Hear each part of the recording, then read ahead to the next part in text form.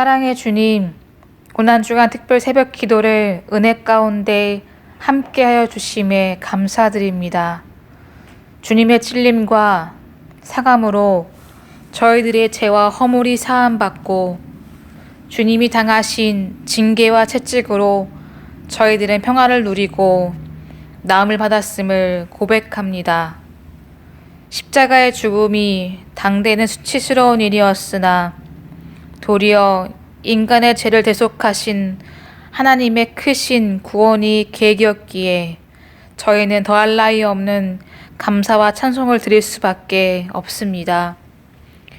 주님의 제자로서 살아가는 저희들, 진정한 승리와 구원을 이루기 위해 그 모든 것을 감당하신 예수님처럼 이 땅을 살아갈 수 있는 힘을 주시고 의롭지 못한 부와 명예를 부끄러워하며 예수님을 따라 의롭게 사는 것이 진정하고 귀한 길임을 알아 그 길로 따라 살아갈 수 있는 믿음을 더하여 주옵소서. 예수님의 죽으심으로 사심받은 자녀이오니 앞으로 저희들에게 허락하신 시간과 재물과 건강과 그 모든 것들을 주님의 것임을 믿으며 그 믿음 안에 날마다 주님을 위해 살아갈 수 있는 삶이 되게 하여 주옵소서. 그렇게 행하실 것을 인해 감사드리며 예수님의 이름으로 기도합니다. 아멘. 지난 밤도 평안히 주무셨습니까? 특별 새벽기도 오늘이 마지막 요일입니다. 오늘 성경 말씀은 요한복음 19장 31절부터 42절까지 말씀입니다. 우선 제가 봉독해 드리겠습니다. 이 날은 준비일이라 유대인들은 그 안식일이 큰 날이므로 그 안식일에 시체들을 십자가에 두지 아니하려 하여 빌라도에게 그들의 다리를 꺾어 시체를 치워 달라 하니 군인들이 가서 예수와 함께 못 박힌 첫째 사람과 또 그 다른 사람의 다리를 꺾고 예수께 이르러서는 이미 죽은 것을 보고 다리를 꺾지 아니하고 그 중 한 군인이 창으로 옆구리를 찌르니 곧 피와 물이 나오더라. 이를 본 자가 증언하였으니 그 증언이 참이라. 그가 자기의 말하는 것이 참인 줄 알고 너희로 믿게 하려 함이니라. 이 일이 일어난 것은 그 뼈가 하나도 꺾이지 아니하리라 한 성경을 응하게 하려 함이라. 또 다른 성경에 그들이 그 찌른 자를 보리라 하였느니라. 아리마대 사람 요셉은 예수의 제자이나 유대인이 두려워 그것을 숨기더니 2일 후에 빌라도에게 예수의 시체를 가져가기를 구하매 빌라도가 허락하는지라. 이에 가서 예수의 시체를 가져가니라. 일찍이 예수께 밤에 찾아왔던 니고데모도 몰약과 치명 섞은 것을 100리트라쯤 가지고 온지라. 이에 예수의 시체를 가져다가 유대인의 장례법대로 그 향품과 함께 세마포로 쌌더라. 예수께서 십자가에 못 박히신 곳에 동산이 있고 동산 안에 아직 사람을 장사한 일이 없는 새 무덤이 있는지라. 이 날은 유대인의 준비일이요 또 무덤이 가까운 고로 예수를 거기 두니라. 아멘. 오늘 본문은 예수님이 죽음 이후에 벌어진 그 사건을 얘기하고 있습니다. 하나는 31절부터 37절까지 보면 예수님께서 다리를 꺾지 않고 물과 피를 흘리게 된 그 배경을 설명하고 있습니다. 그리고 38절부터 42절까지는 아리마대 사람 요셉과 니고데모가 등장하여서 예수님의 장사를 지내는 데 주도적인 역할을 하고 있는 그 사건을 묘사하고 있죠.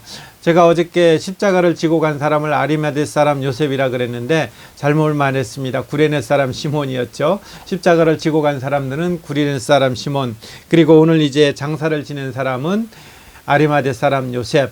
아리마대 사람 요셉과 그리고 니고데모가 함께 이제 예수님의 장사를 지내게 되는 것이죠.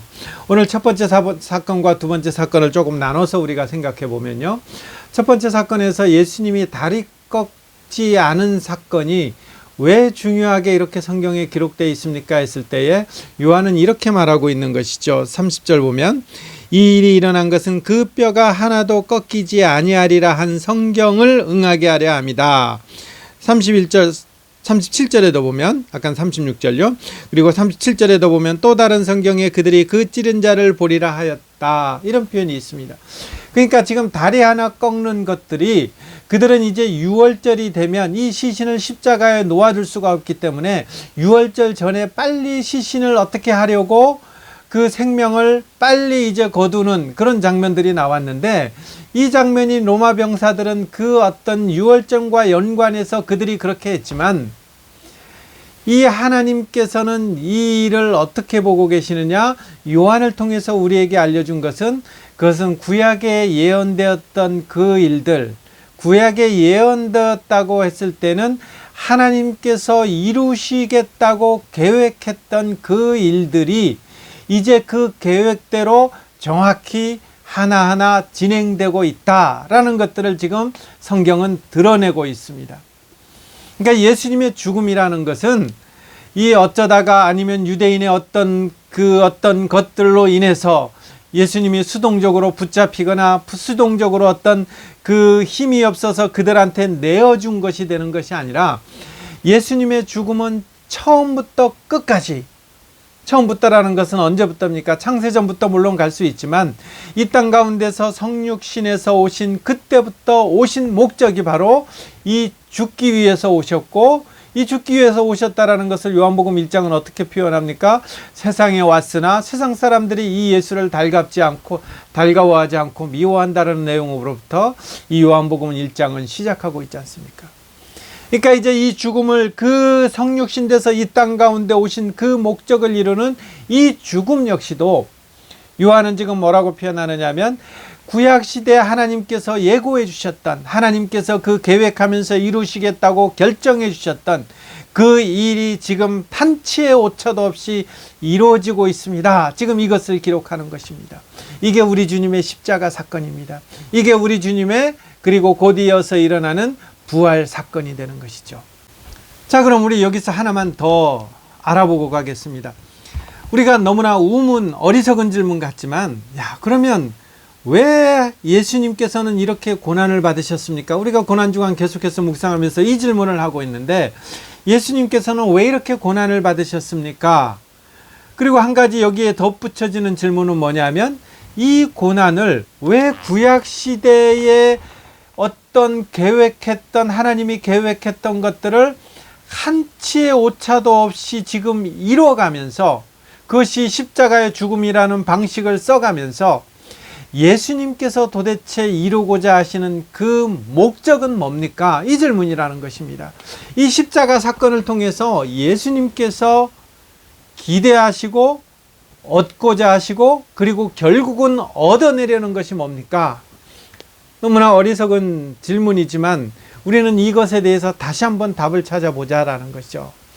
요한복음은 이 예수님이 잡히시기 바로 직전에 요한복음 17장에 예수님의 대제사장적 기도를 넣고 있습니다. 예수님이 예수님 자신과 그리고 예수님을 따르는 자들, 제자들과 그 이후에 예수님을 믿는 모든 사람들을 하나님 앞에 올려드리면서 드리는 기도죠. 물론 이 부분에 대해서는 주일날 조금 더 설교를 통해서 나누도록 하겠습니다. 여기에 보면, 17장에 보면 예수님께서 지금 이 기도를 하고 바로 잡히시다는 것은, 이 잡히시던 것이, 잡히시던 목적, 잡히시던 내용, 그리고 잡히시면서 하고자 하셨던 어떤 이루고자 했던 결과들, 이런 것들이 이 기도문 안에 다 들어있다라는 것이죠. 그럼 뭡니까 했을 때 간단히 한두 가지만 살펴보면, 17장 4절에 보면 이렇게 돼 있죠. 아버지께서 내게 하라고 주신 일을 내가 이루었다라는 것입니다. 아까 드렸던 그 내용이랑 같은 내용이죠. 하나님께서 계획하시고 진행시키시고자 하나님께서 작정하셨던 것들을 예수 그리스도께서 지금 이 땅 가운데서 성육신하셔서 그것을 다 이루었다라는 것입니다. 그 다 이룬 것이 뭡니까 했을 때에 여기 보면 12절, 내가 그들과 함께 있을 때에 내게 주신 아버지의 이름으로 그들을 보존하고 지켰나이다 해놓고서는 그 중에 하나도 멸망하지 않고 다만 멸망의 자식뿐이오니 이는 성경을 응하게 하려 함이니이다. 그러니까 하나님께서 예수 그리스도를 통해서 구원하고자 하시는, 이것을 우리가 신학적인 용어로 한다면 하나님께서 창세전에 예정하신 하나님의 선택된 그 백성들을 지금 예수님께서는 이 땅 가운데 성육신하셔서 한 사람도 빼먹지 않고 다 구원해 내셨다라는 것입니다. 한 사람도 멸망에 이르지 않도록 예수님은 그 일을 이루셨다라는 것이죠. 그러니까 지금 이 십자가의 고난을 통해서 하나님께서 맡겨주신 그 한 영혼을 예수님은 다 구원해 내신 것입니다. 그럼 이 구원해 내셨다라는 것이 뭡니까? 조금 더 살펴볼게요. 17장 3절, 2절 보세요. 3절, 영생은 곧 유일하신 참 하나님과 그가 보내신 자 예수 그리스도를 아는 것이다. 이게 2절에서 부연 설명되어 있는 거죠. 아버지께서 아들에게 주신 모든 사람에게 영생을 주시게 하려고, 지금 예수님께서 이 땅 가운데 오셔서 이 고난을 당하시면서 십자가에 못 박혀서 기어이 이루고자 하신 것은 하나님께서 창세전에 그 택한 사람들에게 영생을 주려고 하신다라는 것이죠. 그럼 이 영생이 뭡니까 했을 때 우리가 너무 여기에 대해서 이제 너무 단순히 생각하는 것 같아요. 영생이 뭡니까 하면 그 영원히 사는 거지 않습니까? 죽지 않고 영원히 사는 것이지 않습니까? 여러분, 영원히 사는 것이 좋은 것인가요? 얼마 전에 드라마를 보니까 이 영원히 사는 것이 너무 힘겨워서 자기를 죽여달라고 애원하는 사람도 있더라고요. 여러분, 영원히 사는 것이 좋은 건가요? 또 하나 질문. 이 영원히 사는 것은 예수 믿는 사람만 영원히 살게 되나요? 여러분, 나중에 예수 그리스도의 재림할 때의 그 내용들을 보면 이 영생, 영원히 산다라는 것은 예수 믿는 사람이든 예수 믿지 않는 사람이든 전부 다 해당되는 거예요. 예수님께서 재림하실 때에 예수 믿지 않는 사람도 예수 믿는 사람도 다 그들은 부활하도록 돼 있고, 그리고 부활해서 의의 열매로 하나님 앞에서 영광스러운 자녀로 서는가 하면, 아니면 영영 형벌 속에서 살게 되는 그런 어떤 것으로 이렇게 나눠지는 것이죠. 그러니까 이 영생, 오래 산다, 단순히 영원히 산다라는 이 표현은, 이거는 예수 믿는 사람들에게만 전해지는 것이 아니라 예수 믿는 사람, 믿지 않는 사람 동일하게 해당되는 것이라는 것입니다.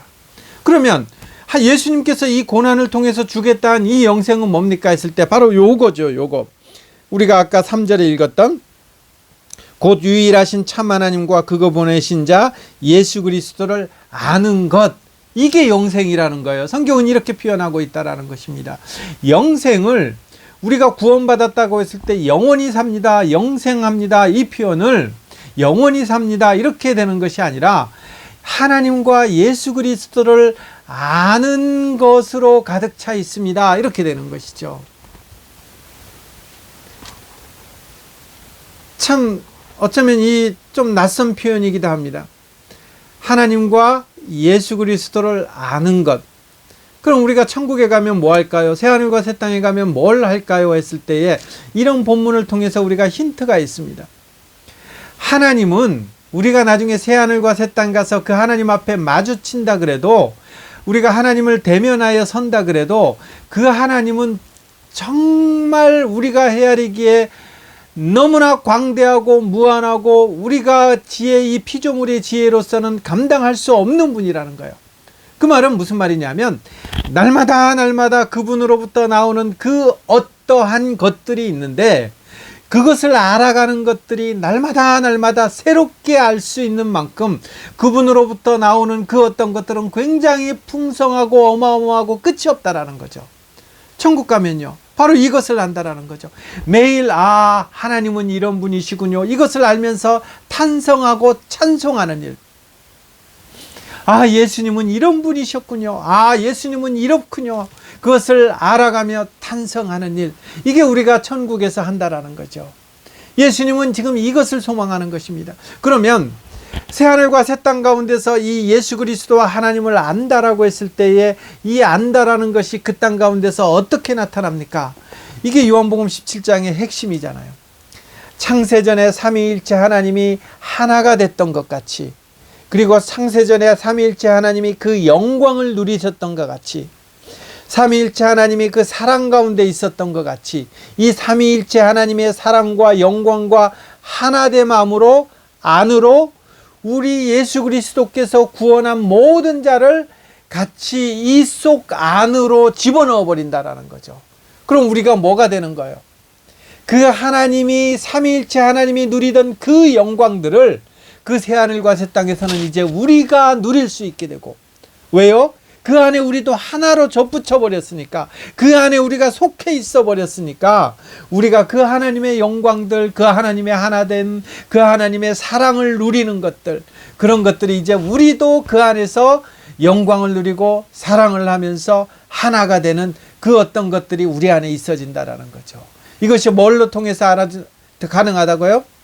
영생을 통해서, 하나님과 예수 그리스도를 아는 것을 통해서. 이 영생은 어떻게 주어지나요? 하나님께서 창세전에 작정하셨는데, 그 작정하신 것을 성육신하신 예수님이 하나도 놓치지 않고 다 구원해 내셨기 때문에. 그러면 그 예수님께서 이 구원해 내신 이 방법이 뭐라고요? 이 고난을 받으면서 십자가에 못 박혀 죽으심으로 말미암아.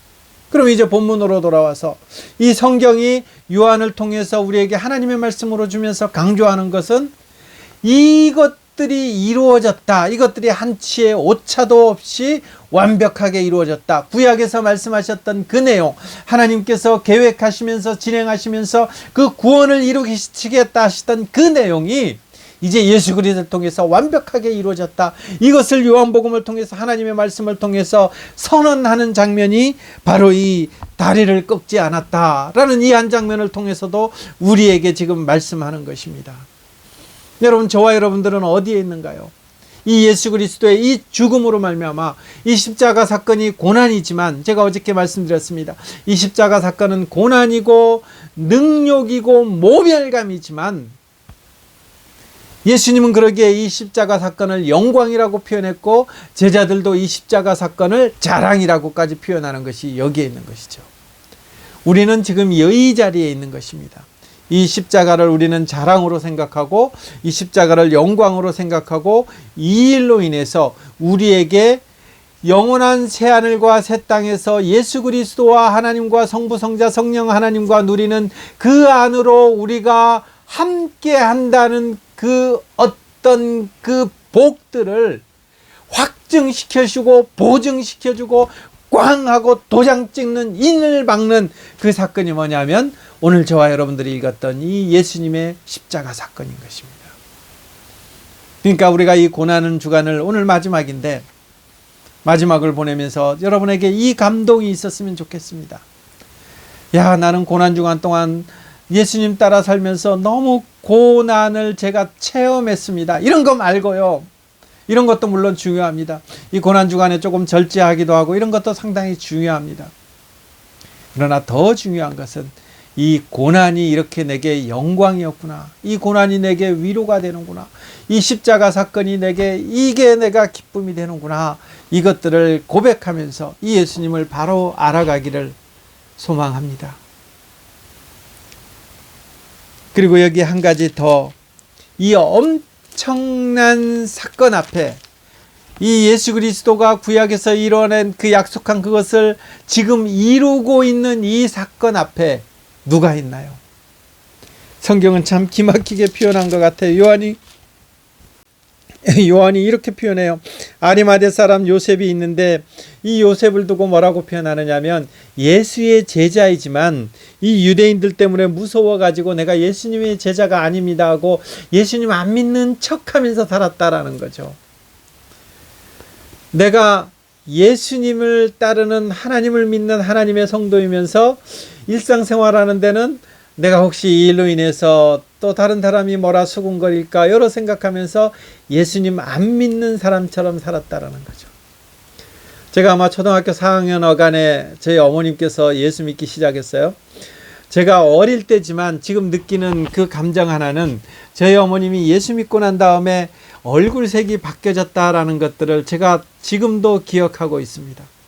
그래서 제가 그때 너무 제 어린 초등학교 4학년인데도 제한테는 너무 그게 이렇게 많이 각인되고 충격이었는가 봅니다. 그래서 제가 초등학교 4학년 때 결심한 것이 뭐냐면, 야, 우리 어머님을 이렇게 기쁘게 하고 웃음을 찾아주셨다면 내가 이 하나님을 위해서 평생 헌신해도 손해보진 않겠다. 좀 갚으면 살아가고 싶다. 이게 제가 초등학교 4학년 때 결심했습니다.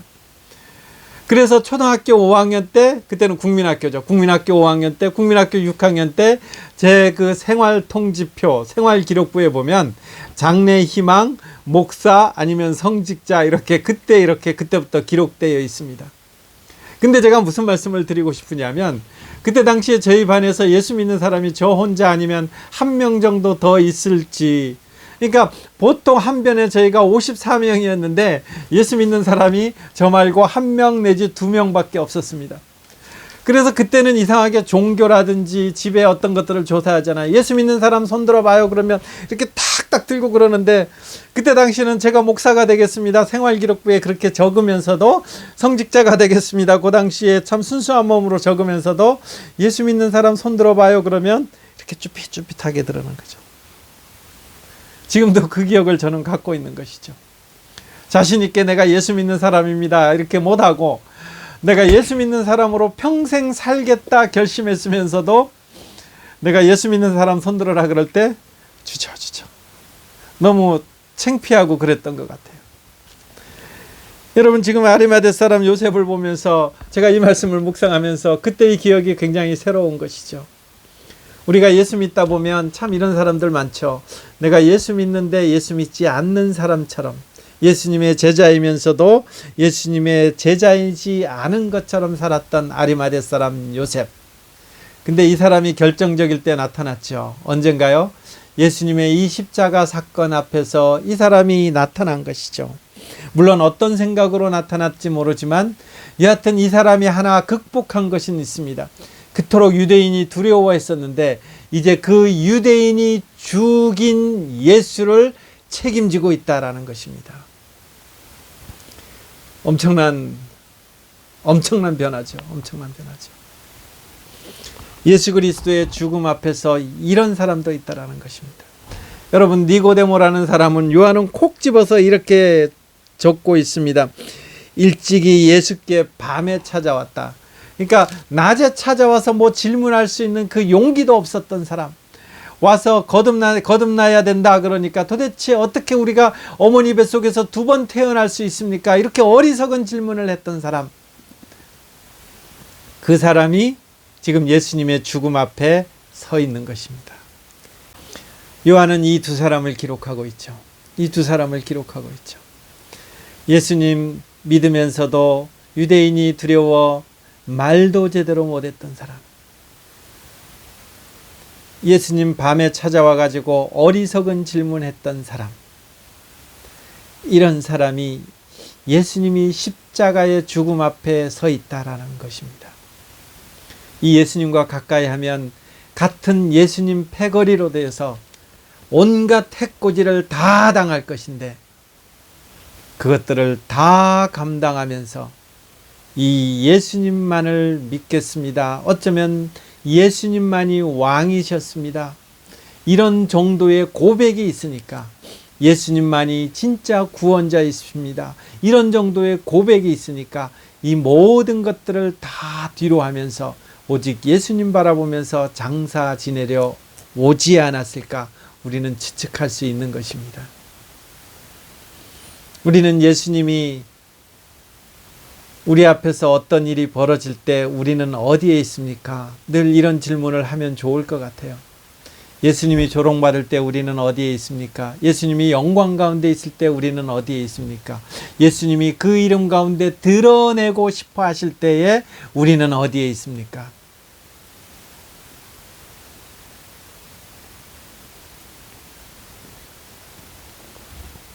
오늘 말씀을 정리합니다. 오늘 말씀은 두 가지 사건이 나옵니다. 첫 번째 사건은 예수님의 십자가 사건은 구약의 예언된 말씀을 이룬 것이다. 이 표현을 다시 표현한다면 하나님께서 계획하고 진행하시고자 했던 그 일들이 완벽하게 이루어진 사건이다 라는 것들을 이제 말씀드렸고, 그리고 그 사건 아래에 있는 두 사람, 아리마대 사람 요셉과 밤에 찾아왔던 니고데모. 요한은 콕 집어서 기록하고 있죠. 유대인들이 두려워했다. 밤에 찾아왔다. 이 두 사람이 이 모든 것들을 다 떨쳐내고 예수님의 죽으심 그 시신을 장사 지내는 여기에 주도적으로 나가고 있는 이 두 사람. 이 두 사람을 보면서 우리는 여러 가지를 생각하게 되는 것입니다. 오늘도 이 두 사건을 같이 한번 고민하시면서 묵상하시면서 예수님을 더 잘 알아가고, 그리고 그 예수님 앞에서 나는 지금 어떤 모습으로 서 있는가, 여기 코빼기도 안 보이는 3년 동안 합숙하며 훈련받은 제자들입니까?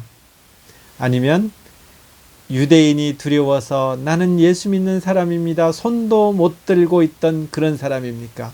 아니면 밤에 찾아와서 엉뚱한 질문을 해댔던 그런 어리석은 니고데모 같은 사람입니까?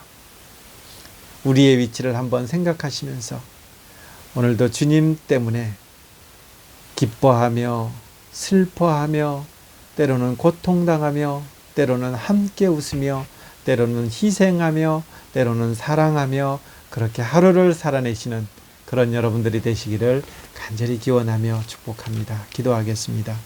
하나님, 오늘도 이 새벽에 주님 말씀 붙잡고 주의 은혜를 간구하는 사랑하는 우리 교회 성도님들 하나님께서 붙잡아 주시고 예수님 바로 알고 바로 신앙생활하게 하여 주시고, 우리가 옛날에는 두려워했고 옛날에는 밤에 찾아오는 자였지만 이 십자가의 영광을 우리가 알았기에 이제 우리가 당당히 주님 앞에 서며 그 주님 말씀 따라 순종하며 주님 말씀 따라 열심히 살아내는 그런 우리 모두 되게 하여 주옵소서. 주님 은혜를 간구합니다. 예수님의 이름으로 기도드립니다. 아멘.